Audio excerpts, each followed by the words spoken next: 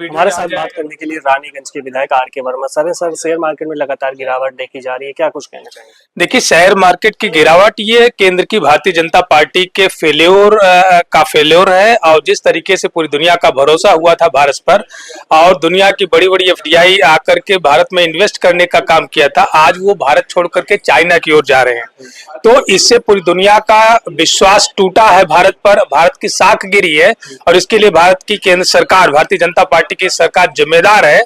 और जिस तरीके से भारत के करोड़ों स्वदेशी निवेशकों का पैसा जो डूबा है, अगर देखेंगे तो विगत कुछ वर्षों में लगभग 8 लाख करोड़ पैसा डूबा है। इसका जिम्मेदार कौन होगा? सरकार मुंह नहीं खोल रही है और प्रधानमंत्री जी मुंह नहीं खोल रहे। उन परिवारों का क्या होगा जिनका पैसा डूब गया? बिल्कुल बिल्कुल सर, अमेरिका से काफी अच्छे संबंध बताए जाते हैं मोदी जी के, लेकिन जो है वहां से भारतीय जिस तरीके से आ रहे हैं हथकड़ी लगाए हुए, क्या संबंध का नतीजा आप समझ सकते हैं। जो समाजवादी पार्टी हमेशा भारतीय जनता को पार्टी को कहती है मुखौटेवादी पार्टी है, ये दिखावा करने वाली पार्टी है।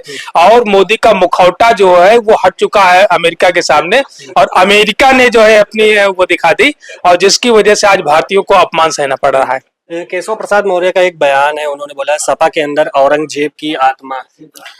समाजवादी पार्टी के अंदर समाजवाद की आत्मा है, एक शब्द में।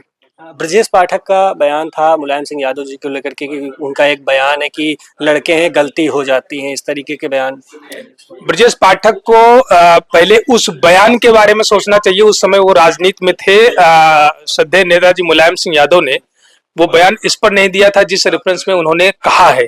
बयान इस पर था कि जो गलत 376 के उस समय तत्कालीन मुकदमे दर्ज कराए जाते थे और उसमें जो है गलत लोगों को नामित कर दिया जाता था, या घटनाएं नहीं होती थी वहां उन घटनाओं को नामित कर दिया जाता था। तो उस पर वो बयान था। और पाठक जी ने जिस संदर्भ में कहा वह निंदनीय है, वह निंदनीय है। मैं उनकी निंदा करता हूं।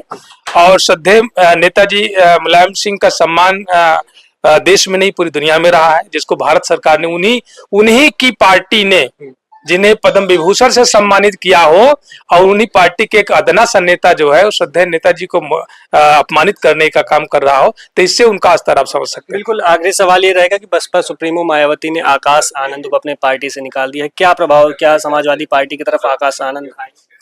देखिए, भारतीय जनता पार्टी ने बहन मायावती जी को जो कहा उन्होंने वो किया, और ये आकाश आनंद जी का अपना फैसला होगा कि वो अपनी उस राजनीतिक विरासत को जो उन्होंने पाई थी वो उसको किस राह पर और कैसे लेके जाते हैं, ये उनका विषय बनता है। समाजवादी पार्टी ऑफर देगी? नहीं, समाजवादी पार्टी के पास नेताओं की कमी नहीं, किसी को ऑफर देने की जरूरत हमें नहीं है। हम अपने मुद्दों पर अपने नेताओं के साथ, अपने कार्यकर्ताओं के साथ हम अपना काम कर रहे हैं, हमारे पास कोई कमी नहीं। एक सवाल और है कि अभी विधानसभा में ही मनोज कुमार पांडे के पक्ष में काफी समाजवादी पार्टी के विधायक बोले थे, और स्पीकर ने उनको क्या कहते हैं 300 पे बोलने के लिए बोल रहे थे, और वो नहीं बोल पा रहे थे उस मुद्दे पर।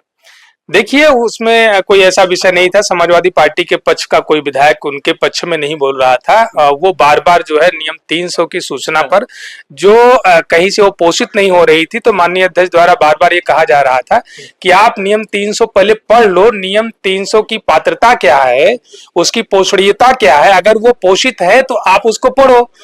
तो उन्होंने पढ़ने से मना किया कि नहीं मानो आप व्यवस्था दे, तो अध्यक्ष ने उसमें मना किया। उस पर कांग्रेस की नेता ने जो है कहा, तो ये अध्यक्ष जी ने जरूर कहा कि आप गलत आदमी की मदद क्यों कर रहे हैं। बिल्कुल, हमारे साथ रानीगंज के वर्तमान विधायक आर के वर्मा मौजूद थे, उन्होंने कई सवालों के बारीकी से जवाब दिए।